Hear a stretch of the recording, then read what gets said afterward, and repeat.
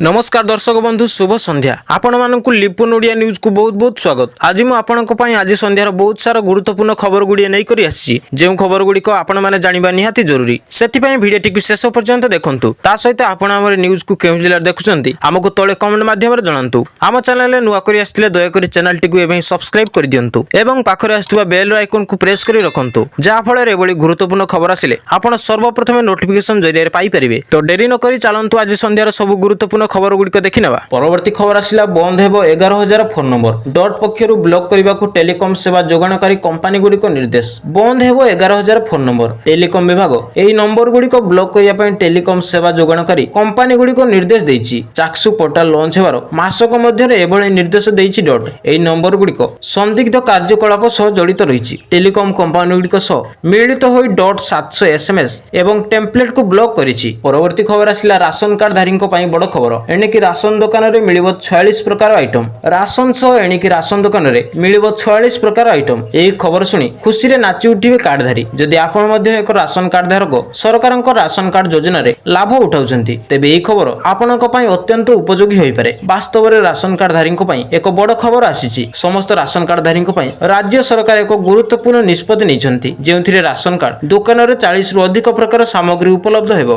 परवर्ती खबर आसिला अंडा चिकेन खाउथिबा लोक हुंतु सावधान। झारखंड रे राजधानी रांची रे बर्ड फ्लू रोग संक्रमण होइथिबा जणा पड़छि। सेठारे अनेक नमूना मध्ये परीक्षा करा सरिलानी जेउथिरे एभिने इन्फ्लुएंजा H5N1 चिन्हट होइछि। रिपोर्ट आसीबा परे जे माने अंडा एवं चिकेन खाउचंती सेमानकु सतर्क कराइछि। बर्ड फ्लू एक विपज्जनक रोग। अमेरिका रे एवियन इन्फ्लुएंजा रो अनेक मामला देखा देइछि। एथिसो झारखंड राजधानी रांची रे बर्ड फ्लू आक्रांत अनेक रोगी चिन्हट होइथिबा सूचना मिलुछि। परवर्ती खबर आसिला राज्यवासी पई खुशी खबर। मे मासरे प्रथम सप्ताह रे कालिया टंका 44 लाख चाषी अकाउंट को जीव टंका। कालिया योजना को नहीं निकट में राज्य कैबिनेट रे गुरुत्वपूर्ण घोषणा कर जाइछि। ओडिशार लक्ष लक्ष चाषी बृहत स्वार्थ को दृष्टि रखी बड़ घोषणा करथिले मुख्यमंत्री नवीन पट्टनायक। या सबुठारु गुरुत्वपूर्ण कथा होछि कालिया योजना आहुरी 3 वर्ष बढ़िछि। या सहित कालिया योजना रे वार्षिक 2 थर सहायता व्यतीत राज्य सरकार कोनोसी भी समय रे अतिरिक्त सहायता मध्ये देई पारिबे। मिलिथिबा सूचना मुताबिक मे मासरे प्रथम सप्ताह रे ही चाषी अकाउंट को आसी पारे कालिया किस्ती। तेबे दर्शक बंधु आपण माने कालिया योजना टंका पाउछंती कि जदि आपण टंका पाउछंती हमको तळे कमेंट माध्यम रे यस लेखि निश्चित भाव में जणांतु।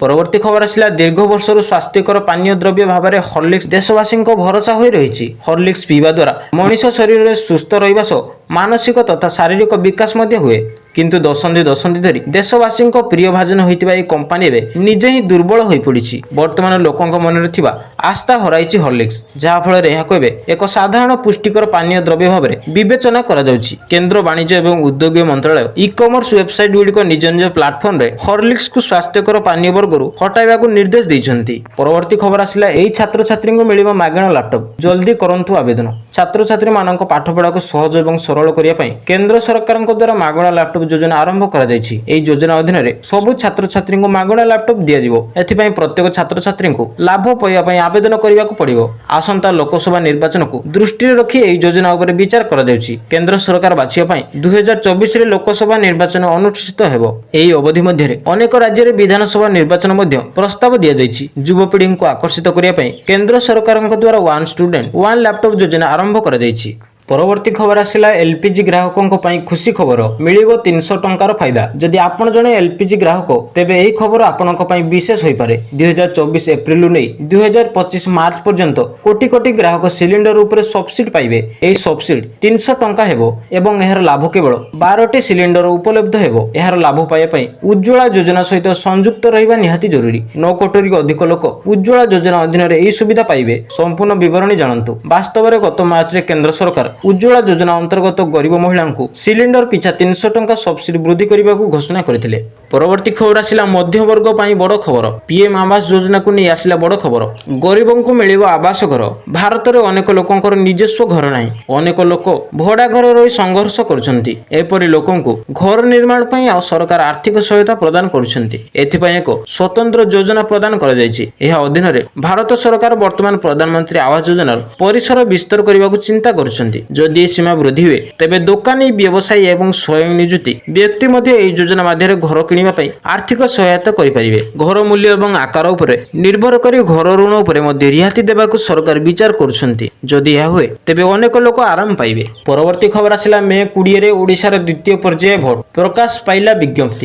ଆସନ୍ତା ମେ 20ରେ ଓଡ଼ିଶାରେ ହେବ ଦ୍ୱିତୀୟ ପର୍ଯ୍ୟାୟ ଭୋଟ। ଏଥିପାଇଁ ବିଧିବଦ୍ଧ ବିଜ୍ଞପ୍ତି ପ୍ରକାଶ ପାଇଛି। ଏହି ପର୍ଯ୍ୟାୟରେ ବରଗଡ଼, ସୁନ୍ଦରଗଡ଼, ବଲାଙ୍ଗୀର, କନ୍ଧମାଳ ଓ ଆସ୍କା ସଂସଦୀୟ ଆସନ ଓ ଏହି ସଂସଦୀୟ କ୍ଷେତ୍ରରେ ଥିବା ସମସ୍ତ ବିଧାନସଭା ଆସନ ପାଇଁ ଭୋଟ ଗ୍ରହଣ କରାଯିବ। ବରଗଡ଼ର ପଦ୍ମପୁରରେ ସକାଳ 7ଟାରୁ ଅପରାହ୍ନ 4ଟା ଯାଏ ଭୋଟ ଗ୍ରହଣ ହେବ। ସେହିପରି ବରଗଡ଼ ଲୋକସଭା ଅନ୍ତର୍ଗତ ଅନ୍ୟ 6 ବିଧାନସଭା କ୍ଷେତ୍ର ବିଜେପୁର, ବରଗଡ଼, ଅତାବିରା, ଭଟଲି, ବଜ୍ରନଗର ଓ ଝାରସୁଗୁଡ଼ାରେ ସକାଳ 7ଟାରୁ ସନ୍ଧ୍ୟା 6ଟା ଯାଏ ଭୋଟ ଗ୍ରହଣ ହେବ। ପରବର୍ତ୍ତୀ ଖବର ଆସିଲେ ଯିଏ ଯେତେ ଗାଳି ଦିଅନ୍ତୁ ସବୁ ସହିବି, ଭାରତୀୟ ମାର ସେବା କରିବି, ଏହା କହୁଛନ୍ତି ପ୍ରଧାନମନ୍ତ୍ରୀ। ରାହୁଲ ଗାନ୍ଧୀଙ୍କ ଅପମାନଜନକ ଟିପ୍ପଣୀ ଉପରେ ମନ୍ତବ୍ୟ ଦେଇ ପ୍ରଧାନମନ୍ତ୍ରୀ କହିଛନ୍ତି ଯେ ଏହାକୁ ନେଇ ସେ ଆଦୌ ବିବ୍ରତ ନୁହନ୍ତି। ପ୍ରଧାନମନ୍ତ୍ରୀ ଆଜି ମଧ୍ୟପ୍ରଦେଶରେ ମୋରନାରେ ବିଜୟ ସଂକଳ୍ପ ରାଲିରେ ସମ୍ବୋଧିତ କରି କଂଗ୍ରେସ ଶେହଜାଦା ରାହୁଲ ଗାନ୍ଧୀଙ୍କୁ ନେଇ ମନ୍ତବ୍ୟ ଦେଇଛନ୍ତି। ମୋଦିଙ୍କ ପାଇଁ ରାହୁଲ ଗାନ୍ଧୀଙ୍କ ଦ୍ୱାରା ପ୍ରୟୋଗ ହୋଇଥିବା ଅପମାନଜନକ ଶବ୍ଦକୁ ନେଇ ବିବ୍ରତ ନ ହେବାକୁ ସେ କହିଛନ୍ତି। ପରବର୍ତ୍ତୀ ଖବର ଆସିଲା ମେଟ୍ରୋ ରେଳ ପ୍ରକଳ୍ପ ଜନପଥରେ ସର୍ଭେ ଆଜି। ମୋ ସରକାର 5T ଅଧୀନ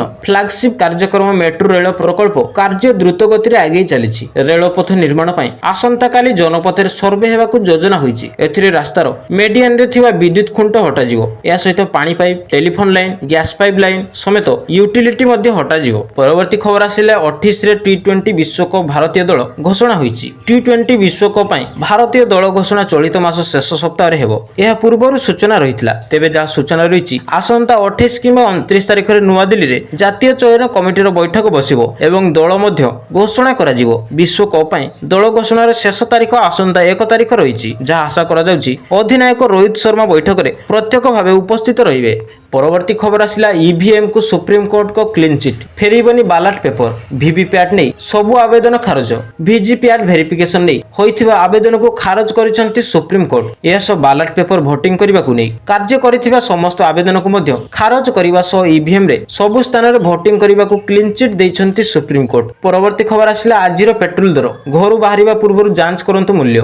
କିଛି ସହରଗୁଡ଼ିକରେ ପେଟ୍ରୋଲ ଓ ଡିଜେଲ ମୂଲ୍ୟ ସ୍ଥିର ରହିଥିବା ବେଳେ ଭୁବନେଶ୍ୱରରେ ଦାମ ପରିବର୍ତ୍ତିତ ହୋଇଛି। ଭୁବନେଶ୍ୱରରେ ପେଟ୍ରୋଲ ଦର 101 ଟଙ୍କା 5 ପଇସା ହୋଇଛି। ଡିଜେଲ ଦର 92 ଟଙ୍କା 62 ପଇସାକୁ ହ୍ରାସ ପାଇଛି। ଦିଲ୍ଲୀରେ ପେଟ୍ରୋଲ ଦର 94 ଟଙ୍କା 72 ପଇସାକୁ ହ୍ରାସ ପାଇଥିବା ବେଳେ ଡିଜେଲ ଦର 87 ଟଙ୍କା 62 ପଇସାକୁ ହ୍ରାସ ପାଇଛି। ପରବର୍ତ୍ତୀ ଖବର ଆସିଲା ଆଶ୍ୱସ୍ତିକର ଖବର ଆସିଲା। ଭୁବନେଶ୍ୱରରେ କମିଲା ସୁନା ଓ ରୂପା ଦର।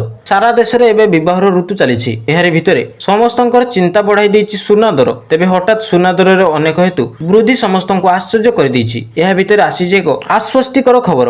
ସୁନା ଓ ରୂପା ଦରରେ ଆଜି ବଡ଼ ଧରଣର ହ୍ରାସ ଦେଖିବାକୁ ମିଳିଛି। ଭାରତୀୟ ବଜାରରେ ଆଜି 24 କ୍ୟାରେଟ ସୁନା ଦର 10 ଗ୍ରାମ ପ୍ରତି 72,260 ଟଙ୍କା ହୋଇଥିବା ବେଳେ 22 କ୍ୟାରେଟ ସୁନାର ଦର 10 ଗ୍ରାମ ପିଛା 66,240 ଟଙ୍କାରେ ପହଞ୍ଚିଛି। ପରବର୍ତ୍ତୀ ଖବର ଆସିଲା ବନ୍ଦ ହେବ 11,000 ଫୋନ ନମ୍ବର। ଡଟ୍ ପକ୍ଷରୁ ବ୍ଲକ କରିବାକୁ ଟେଲିକମ ସେବା ଯୋଗାଣକାରୀ କମ୍ପାନୀଗୁଡ଼ିକ ନିର୍ଦ୍ଦେଶ। ବନ୍ଦ ହେବ 11,000 ଫୋନ ନମ୍ବର। ଟେଲିକମ ବିଭାଗ ଏହି ନମ୍ବରଗୁଡ଼ିକ ବ୍ଲକ କରିବା ପାଇଁ ଟେଲିକମ ସେବା ଯୋଗାଣକାରୀ କମ୍ପାନୀଗୁଡ଼ିକ ନିର୍ଦ୍ଦେଶ ଦେଇଛି। ଚାକ୍ସୁ ପୋର୍ଟାଲ ଲଞ୍ଚ ହେବାର ମାସକ ମଧ୍ୟରେ ଏଭଳି ନିର୍ଦ୍ଦେଶ ଦେଇଛି ଡଟ୍। ଏହି ନମ୍ବରଗୁଡ଼ିକ ସନ୍ଦିଗ୍ଧ କାର୍ଯ୍ୟକଳାପ ସହ ଜଡ଼ିତ ରହିଛି। ଟେଲିକମ କମ୍ପାନୀଗୁଡ଼ିକ ସହ ମିଳିତ ହୋଇ ଡଟ୍ 700 SMS ଏବଂ ଟେମ୍ପଲେଟକୁ ବ୍ଲକ କରିଛି। ପରବର୍ତ୍ତୀ ଖବର ଆସିଲା ରାସନ କାର୍ଡ ଧାରୀଙ୍କ ପାଇଁ ବଡ଼ ଖବର। ଏଣିକି ରାସନ ଦୋକାନରେ ମିଳିବ 46 ପ୍ରକାର ଆଇଟମ।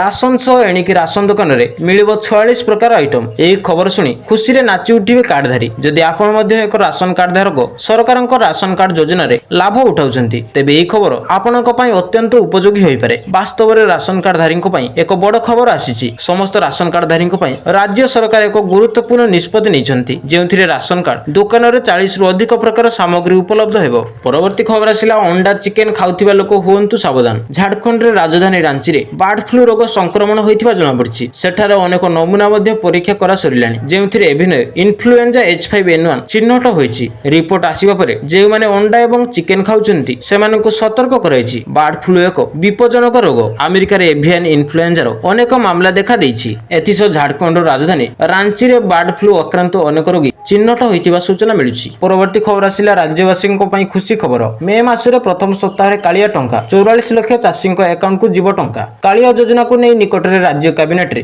ଗୁରୁତ୍ୱପୂର୍ଣ୍ଣ ଘୋଷଣା କରାଯାଇଛି। ଓଡ଼ିଶାର ଲକ୍ଷ ଲକ୍ଷ ଚାଷୀଙ୍କ ବୃହତ୍ ସ୍ୱାର୍ଥକୁ ଦୃଷ୍ଟିରେ ରଖି ବଡ଼ ଘୋଷଣା କରିଥିଲେ ମୁଖ୍ୟମନ୍ତ୍ରୀ ନବୀନ ପଟ୍ଟନାୟକ। ଏହା ସହ ସବୁଠାରୁ ଗୁରୁତ୍ୱପୂର୍ଣ୍ଣ କଥା ହେଉଛି କାଳିଆ ଯୋଜନା ଆହୁରି 3 ବର୍ଷ ବଢ଼ିଛି। ଏହା ସହିତ କାଳିଆ ଯୋଜନାରେ ବାର୍ଷିକ 2 ଥର ସହାୟତା ବ୍ୟତୀତ ରାଜ୍ୟ ସରକାର କୌଣସି ବି ସମୟରେ ଅତିରିକ୍ତ ସହାୟତା ମଧ୍ୟ ଦେଇପାରିବେ। ମିଳିଥିବା ସୂଚନା ମୁତାବକ ମେ ମାସରେ ପ୍ରଥମ ସପ୍ତାହରେ ହିଁ ଚାଷୀଙ୍କ ଆକାଉଣ୍ଟକୁ ଆସିପାରେ କାଳିଆ କିସ୍ତି। ତେବେ ଦର୍ଶକ ବନ୍ଧୁ, ଆପଣମାନେ କାଳିଆ ଯୋଜନା ଟଙ୍କା ପାଉଛନ୍ତି କି? ଯଦି ଆପଣ ଟଙ୍କା ପାଉଛନ୍ତି ଆମକୁ ତଳେ କମେଣ୍ଟ ମାଧ୍ୟମରେ ୟେସ୍ ଲେଖି ନିଶ୍ଚିତ ଭାବରେ ଜଣାନ୍ତୁ।